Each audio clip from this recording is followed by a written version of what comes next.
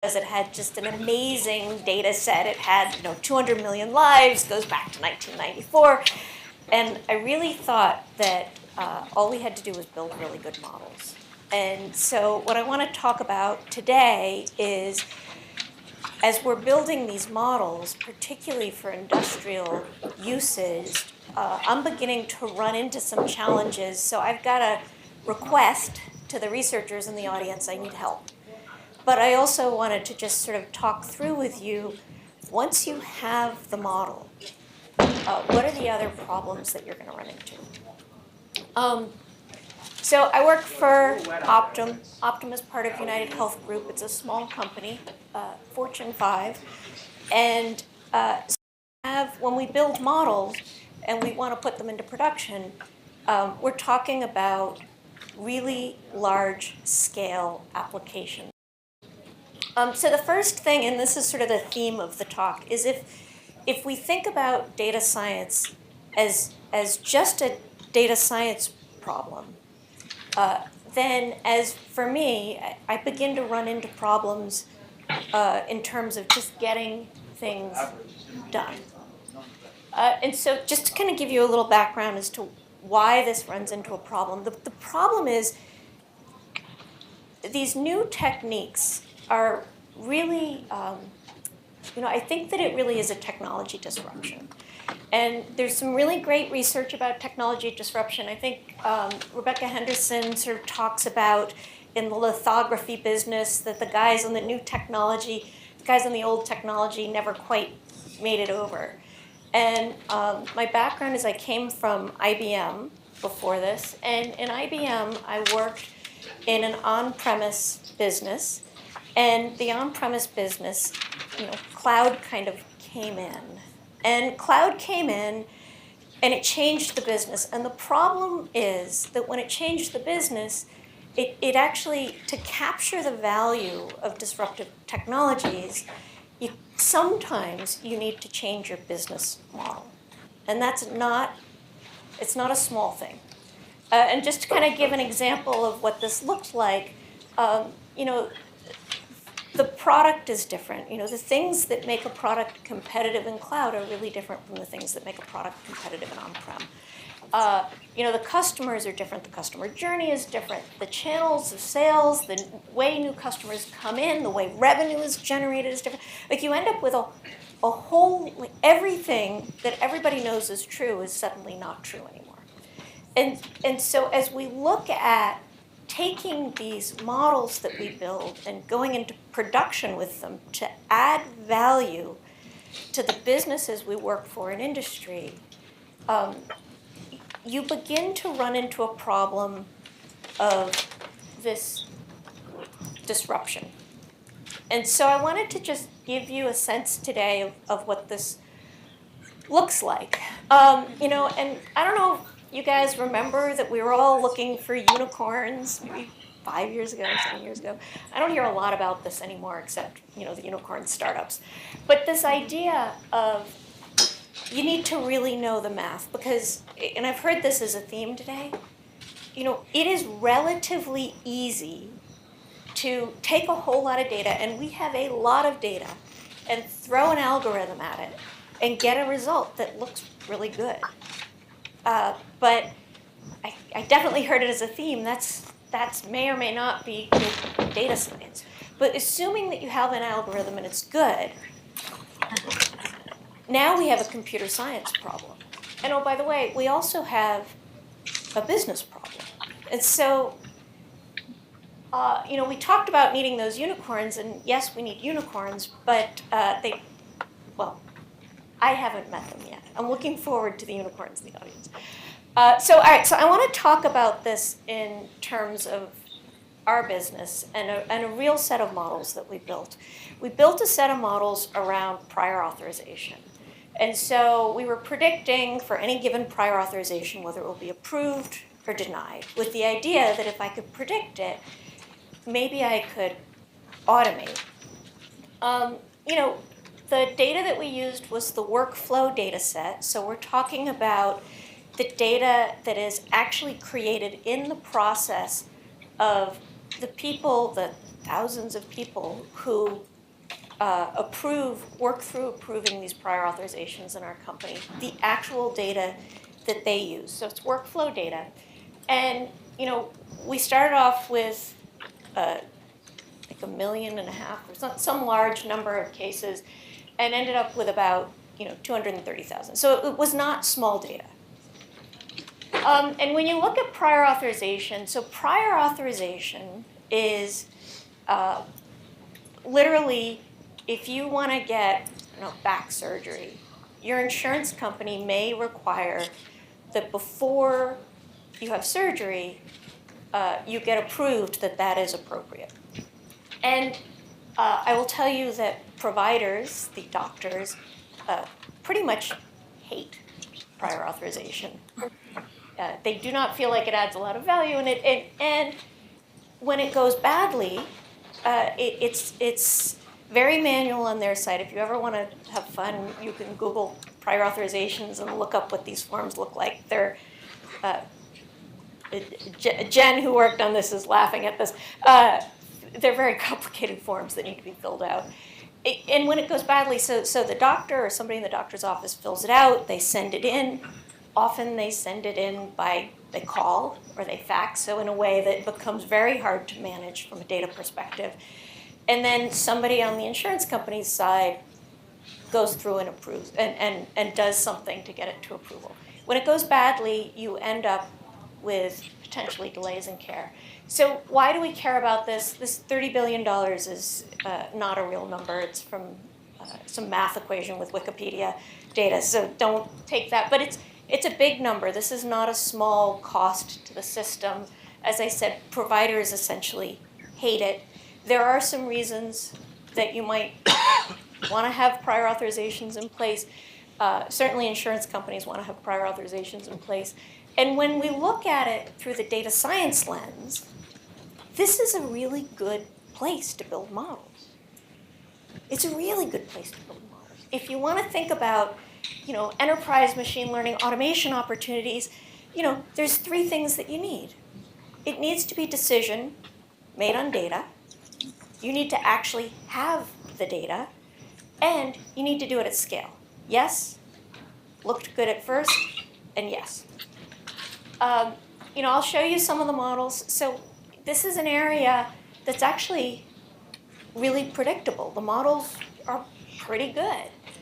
The other thing that makes this really attractive from a data science perspective is that the way that you would do it today, if you were automating it, is through a set of decision trees. So there's 2 ways in general that analytic automation works. One is decision trees, so it's sort of a set of if-then statements that get you to an answer. And the other is that you take a model weighting, sort of a regression model weighting, and you rewrite it as JBoss rules in general.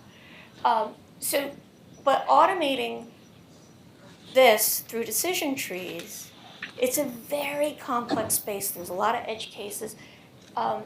So you end up with a lot of decision trees. And that means that you have a set of people who manually manage those. And then we have all this hype in the market about how amazing this machine learning is. And so data scientists all over the company are building all kinds of models. And when we look at this, you could ideally, you could ideally end up using this model in kind of a couple different places in the process of the workflow. And one of the problems that I run into with the models that we build is this many-to-many problem, which is there are a variety of different models that you can build, and for any given business use case, and where you use it in the process or in the use case. Again, there's a variety of different places that you can use this model. So this is where that VP understanding of the business, you really need to kind of think through given that I have a model and given that it works, which problem am I really going to solve? So these are my models, but I think you can see in general we've got a variety of different areas where we've built models. They're XGBoost models, and this model in particular, there's a lot of work done to reduce overfit, so you get pretty good results. But when we go to start translating this into the real world, one of the things I've been thinking about a lot is the difference between high stakes and low stakes AI. So in prior authorization, if I have a false positive, it's a pretty high stakes situation because somebody might get cut open. You can't be wrong. A lot of the AI that we see in sort of really as successful use cases is actually inherently low stakes. And so, if I'm getting a marketing email about a book, if they're wrong, I get spam. The false positives is just a totally different thing. And so one of the problems that happens as you move from this low stakes to high stakes is that you really need to know that the model's doing what you think it's doing. And so this is one of those areas where I begin to need help because we have some things going, now it's a year and a half in. When I asked this question and, a year and a half ago, there really wasn't anything going on in model monitoring. And now there's a little bit more. But I think there's a lot of work that we need to do as we begin to go into production with some of these models. And I've heard this as a theme in a number of talks today, that it's, as we begin to go into production and use these models, we need to know more and more that the models are doing what we think they're doing, and we don't have some assumptions in there that are really wrong. All right, so because we have a relatively high stakes problem, one of the things that happens, and again, this is through the business lens, one of the things that happens as you begin to make decisions about, do I use this model? So I built a model, the model works, it's a good model. Can we use it? Should we use it? Should we go into production with this model? One of the challenges that we run into is we go to somebody, let's say it's the VP of operations, and we say, we have a model, it works really well.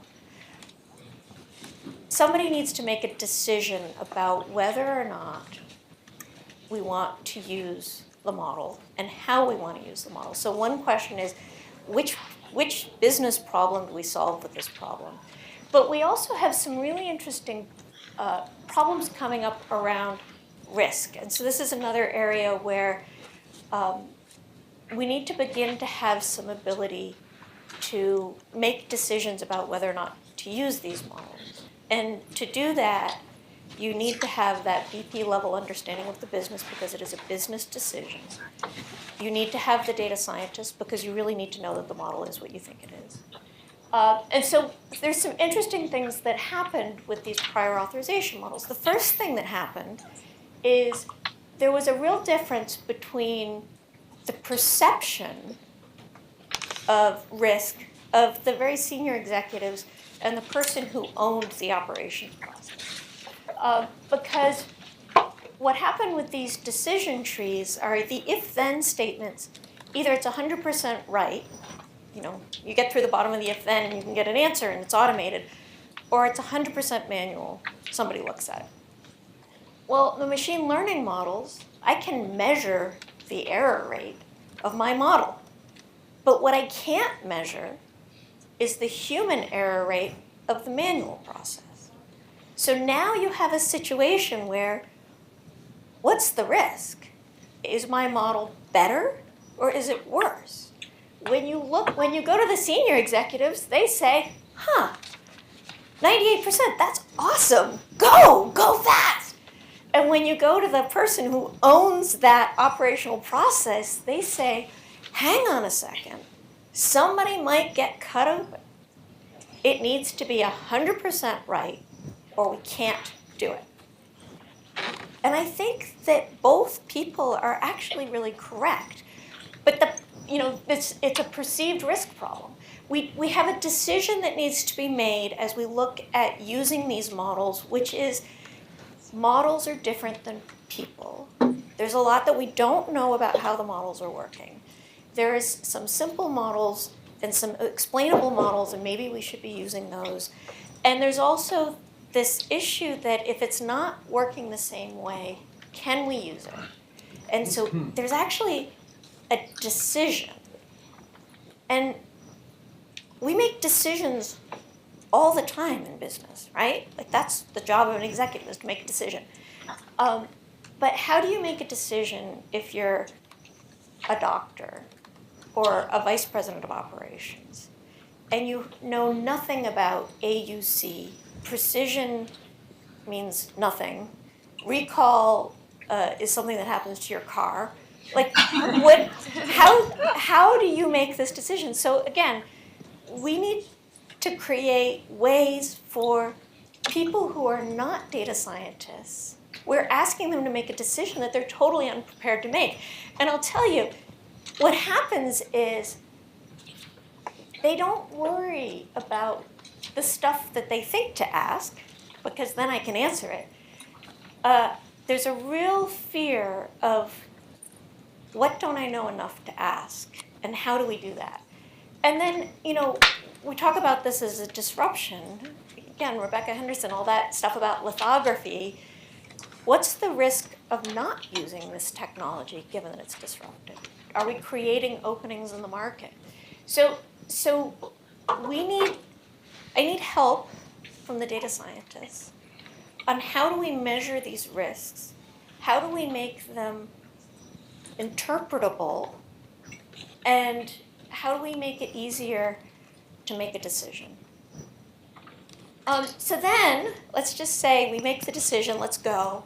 The next problem is, how do I know that the model is doing what I think it's doing today, tomorrow, next week, next month, and what do we do about it? And so, one of the things this is a little bit dated. I think there's more going on than hope and pray, but like, we know how to do it for things like diabetic risk, where we've been building models for forever. Those are long-term models. The way that we deal with it is we retrain once a year, right? Like we retrain them, but they're infrequent models. The rules-based short-term models, as I said, we've got a set of people who sit there and worry about, did the policy change? Okay, now I've got to update my decision tree. We don't really yet have great answers on AI. And frankly, for the most part, I think that's because if you're doing low-stakes AI, your model can kind of drift a bit, and I get a little extra spam, and maybe it doesn't matter. My models can't drift. And so we begin to need answers there. So that's the VP of business. Now the computer science. One of the things that worries me about the models that we're doing, again, I need help. So we build these models, and then we do a lot of tuning, and we make it very specific for the use case. And I think I'm building a lot of custom software. And the custom software business in the 1990s, a whole lot of companies went out of business. And they went out of business because the business model for custom software doesn't work. It doesn't work because it's not the cost of building it that's the problem. It's the cost of supporting a large piece of software for one customer. And so the way that we solved it in software was two things. One is we built middleware so that you have all of these things that somebody else supports, and then you build this tiny little piece of custom software on the top, and it's not that expensive to solve. The other thing that we did is we went to the least common denominator software, like think TurboTax, and we made it so that it had a relatively large audience. Well, if I have to worry about false positives and false negatives, can I build a generalizable model? Because I think you become a little less precise, and if you become a little less precise, your false positives and false negatives go up, and your kind of cost of being wrong goes up. So I need a little help with how do we get out of the custom software business. The other thing that happens with this, and not all is tier one, but think about it as we're building enterprise software that is being run to automate enterprise systems. The model needs to be enterprise quality software. And we need to begin to solve some of these enterprise problems. So you need an operational strategy. You need to be able to monitor these models. You need to have processes for what do you do if the model doesn't work. You need to have retraining. You need to have automation. You need to have support systems. You need to have DevOps. Like all of the things that you need to have in software, you begin to need to have with models. And models are a little bit more complicated than software, because not only do I need to ping it and get an answer, I need to know whether or not I trust that answer. So I begin to need help with some of these things that we've solved with computer science.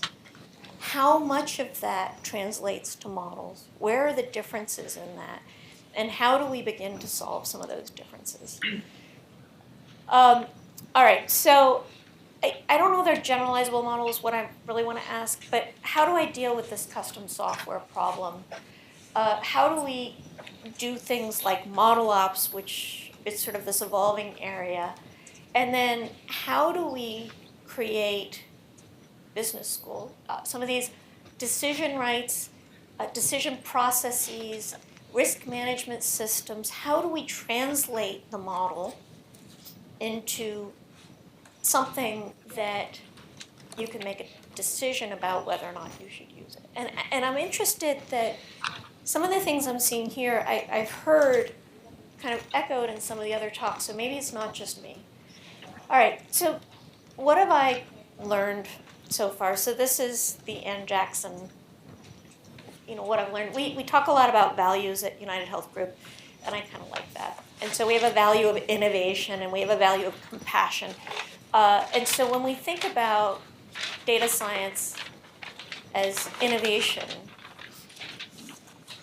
we also need to think about compassion. We also need to understand that we have a set of people that we're asking to make a decision, and we haven't really armed them with enough information to make that decision. So we're going to need to be able to solve that. In the meantime, for every high-stakes AI problem, that same model may be able to be used for a low-stakes problem. So instead of automating prior authorization, you could actually run that model and audit the process and begin to find the places where things are happening that are different from what you could predict, which creates the opportunity for continuous improvement of the process. So there are use cases. The other thing is, you don't have to start with automating everything. You can start small, you can do it in parallel. One of the things that we found with these prior authorization models was you needed to do things like do a prediction on X number of cases and then give it to somebody to manually review, and then they manually review it. And are you catching those edge cases? You need to be a little careful if you start small, that you don't end up starting small and never getting bigger. One of the things we found was we really needed to sort of figure out the decision process, because there are processes to make all kinds of decisions, but this is a little bit different. And so you really need to have I work for a large company, there's always a legacy application, so you need to have the legacy application owner in the room. You need to have the person who owns the data. You need to have the business stakeholders. They need to be involved. They need to be involved from the start, because what seems to the business to be a slight tweak for the data scientist could be like you're predicting something totally different. Oh, sorry, I got a little feedback here. And then, same change management things as we've been doing for forever. You need to have the executive supports. You need to have the champions in the business to get this done.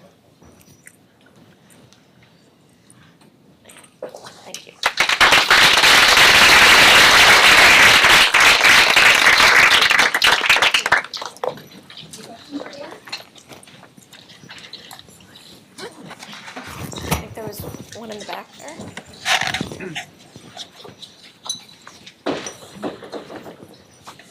I guess I can just.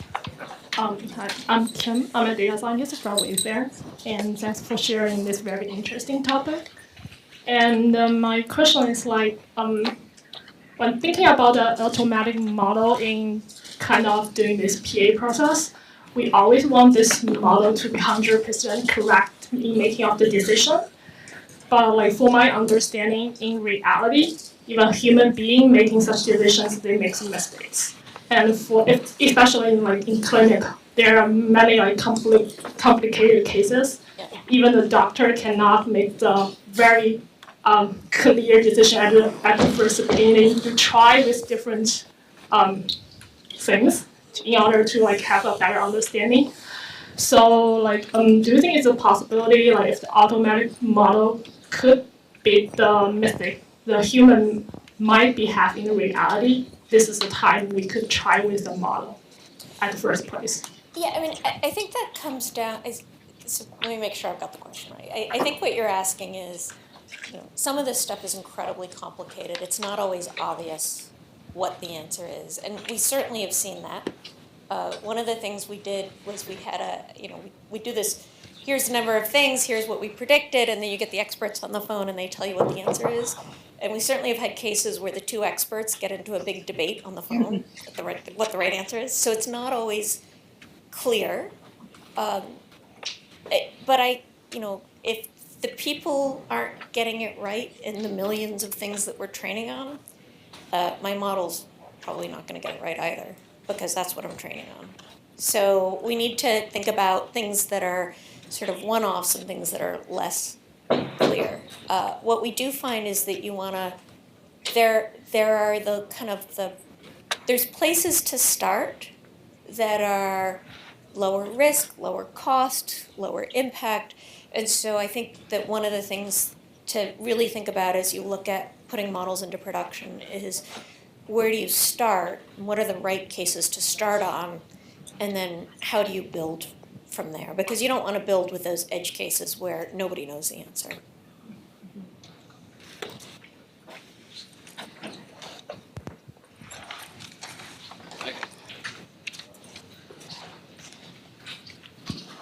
I'm Jerome Morano from Cambridge Mobile Telematics. On the last slide, you said to start small and in parallel.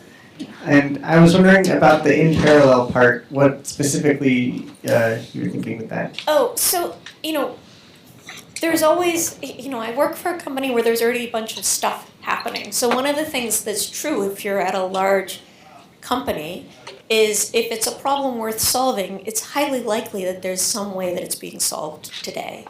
And so you can start in parallel to the process that's going on today and then build, because what that's about is, one of the big questions is, what are the things we haven't thought of as we evaluate whether or not to use this technology? And so one way to answer that is to predict day after day after day after day and see, where does it work, where does it not work. So you're predicting, the process is still going on, you're predicting, you're running in parallel to the process, and you're comparing your results day after day. And what happens with that is you find places where your prediction is different from what actually happened. And what we've found with that is, sometimes what you find is that the current process is not as consistent as the model. And sometimes it's things that you can solve in the model. But it allows the medical director, it allows the VP of operations, it allows the person who isn't a data scientist to understand what the model's doing in the context that they can understand, which is what's happening in their business.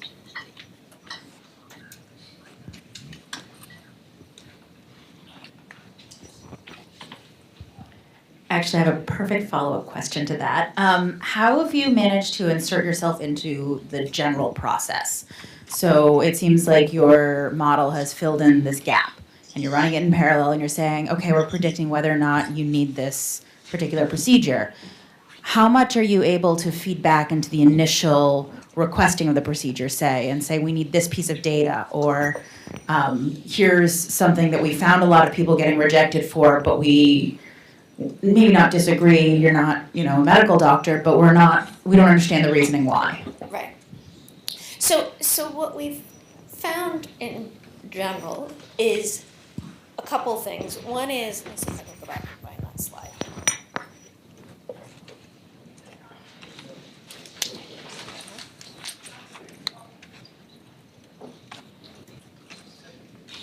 So, what we found is when you're doing the audit, you begin to find this potential for continuous improvement, which is exactly what you're talking about, which is, okay, this isn't working the way we would expect. Why is it? And what we've really been able to find with that process, which is just a process of getting acceptance of the model, opportunities to improve the process as it is today. But one of the things that happens when you can build these models is the really exciting part, and this is the business model innovation, is you can begin to ask the question, what could I do, given that I can know this, and if I can know this early in the process, how do I completely change what the process is? And do we blow it up and get rid of the process? Do we make the process more effective? Do we give that information? I mean, what if we gave that information to the providers? They were clicking go. What if I could give you a prediction of what providers care about? What if I could predict whether or not you're going to get paid and how much you're going to get paid? What if I predict how long it would take you to get paid, and what is the one more piece of information that you need to provide to make everything work better? I mean, you could begin to transform the process, and that's where I think this really comes into its own, because if you can know something earlier, you can actually do something really different. But you start by enhancing the process, and then you change it over time. But you managed to get the buy-in from the business leaders to be able to do that. You need to have the buy-in from the business leaders, and there's a sort of a predictable process that you go through with the leaders where they need, and so one thing is, how do you make it so that this is an easier decision? What are the things that we as data scientists need to know? What are the things that the business needs to know? And that's where you kind of get into that unicorn, and the unicorn just doesn't exist. So we've got to then learn what are the collaborative models to make these decisions together. And I think it's a journey. It's not a one-off.